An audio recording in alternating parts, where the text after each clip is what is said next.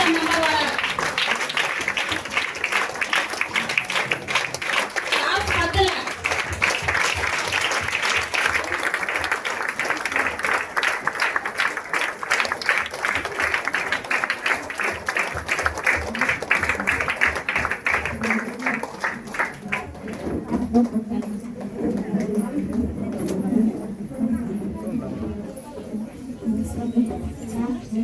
morning, friends. Good morning. This is Ashika. இன்னைக்கு வந்து இந்த இடத்துல நிக்கிறதுக்கு வந்து எனக்கு ரொம்ப சந்தோஷமா இருக்கு. இவ்ளோ பேரை பார்க்கறதுல அதோட ரொம்ப சந்தோஷம். அண்ட் இந்த பெஸ்டீஸ் அப்படின்ற ஒரு விஷயம் வந்து என் லைஃப்ல வந்தது, எங்க லைஃப்ல வந்ததுன்னு பாத்தீங்கன்னா ஏதோ எடுத்து பார்க்கலாமே அப்படின்ற ஒரு எண்ணத்துல தான். என்ன மாதிரியான ஒரு நிலைமையில வந்து இந்த பிசினஸை நான் பார்த்தேன்னா, ஃபர்ஸ்ட் இந்த பிசினஸை பார்க்கும்போது எங்க அப்பா வந்து என்கிட்ட வந்து இந்த மாதிரி ஒரு பிசினஸ் ஆப்பர்ச்சுனிட்டி இருக்கு, இது பண்ணலாமா வேணாமா அப்படின்னு ஒரே வார்த்தையில கேட்டாரு. ஓகேங்களா? அந்த டைம்ல எங்க அம்மா இறந்துருந்தாங்க. நான் வந்து காலேஜ் செகண்ட் இயர் தான் படிச்சுட்டு இருந்தேன். அண்ட் நான் வீட்டுக்கு ஒரே போனேன். ஸோ என் கூட இருக்கிறது வந்து பார்த்தீங்கன்னா எங்க அப்பாவும் எங்க பாட்டியும் மட்டும்தான் என் கூட இருந்தாங்க. ஸோ அந்த டைம்ல எங்க அம்மா இறந்து ஒரு மாசம் 2 மாசம் கழிச்சு தான் இந்த பிசினஸ் ஆப்பர்ச்சுனிட்டி எங்களை வந்து சேர்ந்துச்சு. ஸோ அதை பார்க்கும்போது ஓகேப்பா பண்ணலாம், இதுல என்ன இருக்கு அப்படின்னு நான் சொன்னேன்னா அது காரணம் நிஜமாவே நான் இந்த பிசினஸை வந்து நம்பியோ ஓகேங்களா இதுல என்ன இருக்க போது பண்ணிக்கலாமே அப்படின்ற ஒரு எண்ணமோ எதுவுமே கிடையாது. ஒரே ஒரு எண்ணம் என்னன்னா, எங்க அம்மா இறந்துருந்தாங்க.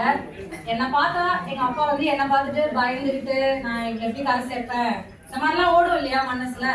ஸோ இந்த மாதிரி விஷயத்துல இருந்து ஒரு டைவர்ஷன் அவருக்கு வேணும் அப்படின்றதுக்காகவும், அண்ட் இதுல ஒன்றும் பெருசா ஒன்றும் இல்லையே, ஏதோ பண்ணதானே போறாரு, அதுவா வந்தா ஓகே, வரலன்னா விட்டுற போறாரு, அதையே நம்ம தடுக்கணும் அப்படின்ற ஒரு எந்த ஒரு எக்ஸ்பெக்டேஷனுமே இல்லாம ஓகேங்களா நான் சம்பாதிக்கணும், நான் நிறைய ஏதாவது ஒன்று பார்ட் டைமா எனக்கு எக்ஸ்ட்ரா இன்கம் வரணும் அப்படின்ற ஒரு எண்ணம்லாம் என் மைண்ட்ல கிடையவே கிடையாது.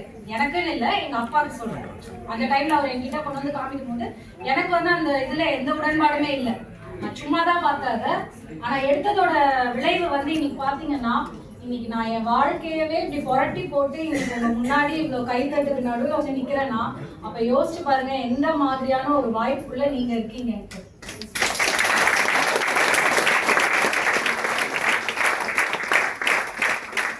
உண்மையாவே சொல்லணும்னா எந்த ஒரு எக்ஸ்பெக்டேஷனும் இல்லாம ஜஸ்ட் லைக் தட் ஓகேப்பா பண்ணு அப்படின்னு தான் நான் அவர்கிட்ட சொன்னேன்.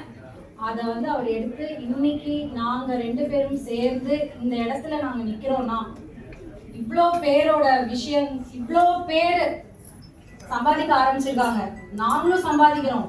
இதுல யாருக்கும் ஒரு துளி நஷ்டம் இல்லாமல் இங்க ஜெயிக்கிறவங்க மட்டுமே இருக்காங்கன்னா என்ன மாதிரியான ஒரு வாய்ப்புக்குள்ள நீங்க உட்கார்ந்துட்டு இருக்கீங்கன்னு கொஞ்சம் யோசிச்சு பாருங்க இல்லையா?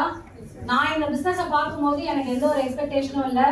நான் வெறும் ஒரு காலேஜ் படிச்சுட்டு இருக்கிற ஒரு சாதாரண இன்ஜினியரிங் ஸ்டூடெண்ட், அவ்வளவுதான். ஆனா நான் இந்த பிசினஸ்ல என்னடா இது நடக்குது அப்படின்னு பார்த்தது வந்து பாத்தீங்கன்னா, ஒரு 3 வருஷத்துக்கு அப்புறம் இதே மாதிரி ஒரு மீட்டிங்ல எங்க அப்பா என்னை கூப்பிட்டு வந்தாரு. இங்க வந்து இப்ப வந்து நின்று பேசிட்டு இருந்தாங்க இல்லையா, பேசிட்டு இருந்தவங்கல்ல இதே மாதிரி பேசினவங்க இருந்தாங்க. 3 வருஷத்துக்கு அப்புறம் பாத்தீங்கன்னா HCL அப்படின்ற கம்பெனில நான் பிளேஸ் ஆகி அங்க 25,000 ரூபாய் சம்பாதிச்சுட்டு இருந்தேன். ஓகேங்களா? இந்த மாதிரி ஒரு மீட்டிங்ல என்னது பெருசா மீட்டிங், சரி ஓகே போய் பார்க்கலாம் அப்படின்ட்டு இப்படி போய் பார்க்கும்போது இங்க ஒவ்வொருத்தரும் சொன்ன வருமானம், அவங்க வாழ்க்கையோட அந்த குவாலிட்டி, லைஃப் ஸ்டைல் சேஞ்ச் இதெல்லாம் பார்த்து நம்ம என்னடா பண்ணிட்டு இருக்கோம் அப்படின்ற மாதிரியான ஒரு கேள்வி வந்துருச்சு. ஏன் சொல்றேன்னா, இன்னைக்கு இன்ஜினியரிங் படிச்சுட்டு மிஞ்சி போனா எவ்வளவு சம்பாதிச்சுட்டு இருப்பாங்க? 25,000 30,000 ஸ்டார்டிங்ல இல்லையா? என் உழைப்ப நான் ஒரு 10 வருஷம் அதே கம்பெனில போட்டிருக்கேன்னு வச்சுக்கோங்க, எவ்வளவு வரும்? 50,000. சரி, நான் பயங்கரமா உழைச்சிட்டேன், என்ன வெளியூருக்கெல்லாம் அனுப்புறாங்கன்னு வச்சுக்கோங்க, அப்ப என்னோட சம்பளம் எவ்வளவு இருக்கும்? 1 lakh 2 lakh. கரெக்டுங்களா? Yes or no? ஆனா அதுக்கு நான் எவ்வளவு உழைப்ப போட்டிருக்கணும்? ஓகேங்களா? அந்த உழைப்ப நான் போடுறேன்னா என்னோட ஹெல்த் எந்த அளவுக்கு பாதிக்கப்பட்டிருக்கும்? ஏன்னா it's not a 6-hour job. கரெக்டுங்களா? நான் உழைப்ப போட போட இங்க இன்னைக்கு இருக்கிற இண்டஸ்ட்ரியில நீங்க எங்க வேலை செஞ்சாலும் ஒரு 1 லட்சம் வாங்கணும்னா நீங்க குறைஞ்சபட்சம் 10 மணி நேரம் 10ல இருந்து 12 மணி நேரம் டிராவல் அது இது சேர்த்து நீங்க ஸ்பெண்ட் பண்ணி ஆகணும். கரெக்டுங்களா? உங்களோட ரொட்டீன் ப்ராப்பரா இருக்காது, உங்களோட ஃபுட் ரொட்டீன் ப்ராப்பரா இருக்காது. அப்ப என்ன ஆகும்? ஆட்டோமேட்டிக்கா ஹெல்த்தும் பாதிக்கப்படும். கரெக்ட்டுங்களா?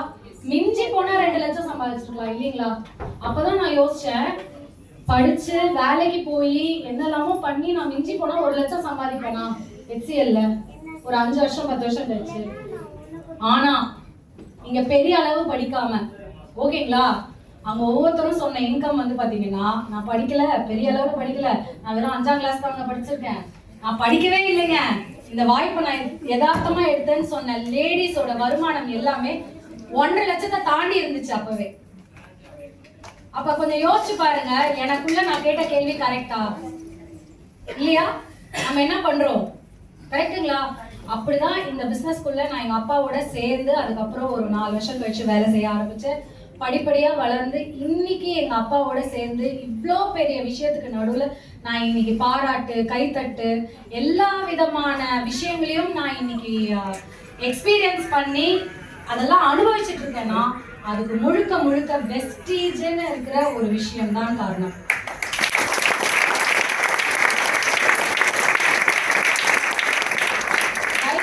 இது ஒரு சாதாரண விஷயம் தானே அப்படின்னு நீங்க நினைச்சிடாதீங்க, ஓகேங்களா? நான் சாதாரணம் நினைச்சு ஒரு 4 வருஷம் 3 வருஷம் வேஸ்ட் பண்ணியாச்சு. நான் பண்ண அதே தப்ப நீங்க பண்ணக்கூடாதுன்றதுக்காக தான் அதை ஓப்பனாவே நான் சொன்னேன். RS ராஜனோட பொண்ணாவே இருந்தாலும் RS ராஜன் பொண்ணுக்கு முதல்ல வெஸ்டீஜ்ல நம்பிக்கை இல்லைன்றதுல உங்ககிட்ட பதிவு பண்றேன். ஆனா அந்த மாதிரி பண்ணதோட விளைவு, நம்பிக்கை வந்து அதுக்குள்ள வந்ததோட விளைவு இன்னைக்கு இவ்வளோ பெரிய சகாப்தம், இவ்வளோ பெரிய சரித்திரமா மாறி இருக்குன்னா, இன்னும் போகக்கூடிய காலங்கள்ல இன்னும் எவ்வளவு பேர் சம்பாதிப்பாங்க, நாங்க எந்த நிலைமைக்கு போவோம், உள்ள வரவங்க ஒவ்வொருத்தரும் எந்த மாதிரியான ஒரு லைஃப் ஸ்டைலுக்குள்ள போவாங்க, நீங்க பார்த்துட்டு இருக்கிற எத்தனை பேர் நாளைக்கு இதே மைக்க பிடிச்சிட்டு இருப்பீங்கன்னு யோசிச்சு பாருங்க. கரெக்டுங்களா? அண்ட் அது மட்டும் இல்ல, இன்னைக்கு லேடிஸா இருக்கட்டும் ஜென்ஸா இருக்கட்டும் எல்லாருக்குமே வந்து மைண்ட்ல ஒரு விஷயம் இருக்கும். பெண் குழந்தைங்க இருந்தாங்கன்னா வீட்டுல அவங்க கையில வந்து நம்ம கையில இருந்த கரண்டியை பெண் குழந்தைங்க கையில கொடுப்போம் இல்லைங்களா? அவங்க மாமியார் வீட்டுல போயிட்டு அந்த கரண்டியை பிடிச்சிப்பாங்க.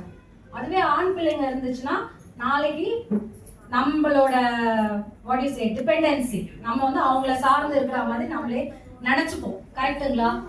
வெஸ்டீஜ்ன்ற ஒரு விஷயமா இன்னைக்கு நீங்க பார்த்துருக்கீங்கன்னா உங்க பெண் பிள்ளைங்களுக்கு எல்லாம் நீங்க கரண்டியை கொடுக்கணும்னு அவசியமும் இல்லை. உங்க ஆண் பசங்க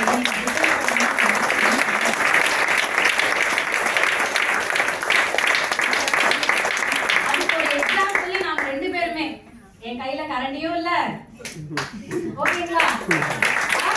அவரோட வயசு என்ன இருக்குன்னு யோசிச்சு பாருங்க. என்ன நம்பி அவரும் இல்ல. கரெக்டுங்களா?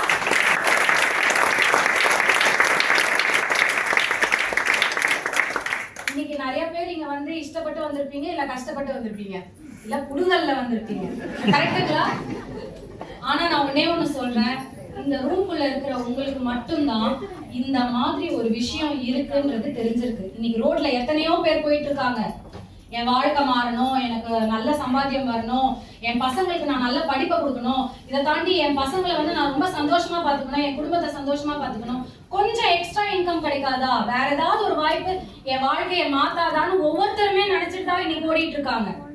ஆனா இந்த ரூம்குள்ள இருக்கிற இங்க இருக்கிறவங்களுக்கு மட்டும்தான் இன்னைக்கு இப்படி ஒரு விஷயம் இருக்குன்னு தெரிஞ்சிருக்குன்னா அப்ப யூஸ் பண்ணணுமா வேணாமான்றத நீங்க தான் முடிவு பண்ணணும்.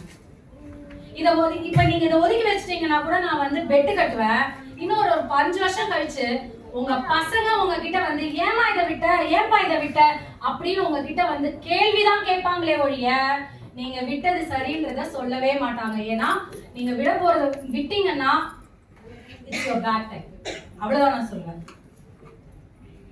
If you want to win in your life, நீங்க ஜெயிக்கணும்னாலும் எந்த ஒரு விஷயம் லாஸும் இல்லாம இன்னைக்கு இந்த இடத்துல, ஐ மீன் சொசைட்டில இப்ப நடக்கக்கூடிய எல்லா விஷயங்களுக்குமே சொல்றேன் நான், வார் நடக்குது இல்லைங்களா, திடீர்னு கோவிட்னு ஒண்ணு வருது, நம்ம கையில இல்ல, நம்ம சொசைட்டியை சார்ந்தும் இருக்கும் இல்லைங்களா. எந்த விஷயம் வந்தாலும் நான் அடிச்சு சொல்லுவேன், இங்க வெஸ்டீஜ்ல இருக்கிறவங்களோட சம்பாத்தியமும் அவங்களோட வளர்ச்சியும் எந்த இடத்துலயுமே பாதிக்கப்படலைங்க.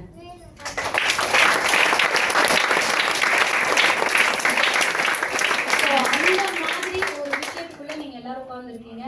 இதை சாதாரணமான விஷயம்னு நினைக்கிறதும் இல்லை this is going to change my life like anything அப்படின்னு நினைக்கிறதும் உங்கள் கையில் தான் இருக்கு.